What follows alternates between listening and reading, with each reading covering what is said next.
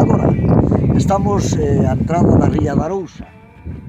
Estamos no medio do archipiélago das Islas de Sálvora. Aí tende Sonoro, verdad? Alá está Sagres, aí está Sálvora. Vamos a acercarnos a todo. Entonces, bueno, estamos no Juan Dalló, con Juan, o patrón, que nos está facendo unha excursión pola ría de película.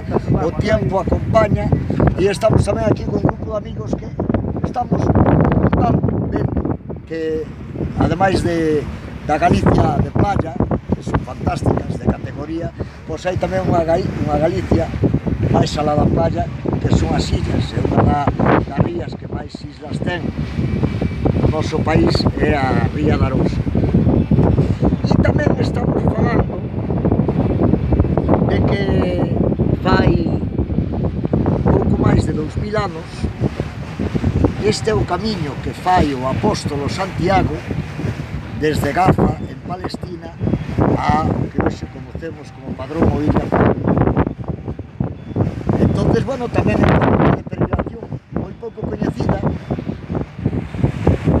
ou non tan popular, pero é de Sonoro, que é unha illa impresionante, colosal, unha enorme roca granítica no medio do océano, que dicen, e é verdad, porque eu escoitei, fai ruidos cando fai mal tiempo, esta pasada unhas galerías, o mar a Maternela, fai ruidos, incluso dicen os veciños, de Palmeira, que cando ronca o noro non se sale o mar.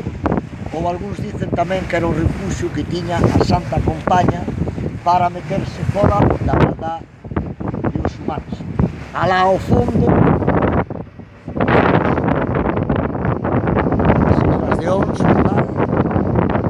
e alá o archipiélago das Islas Cíes.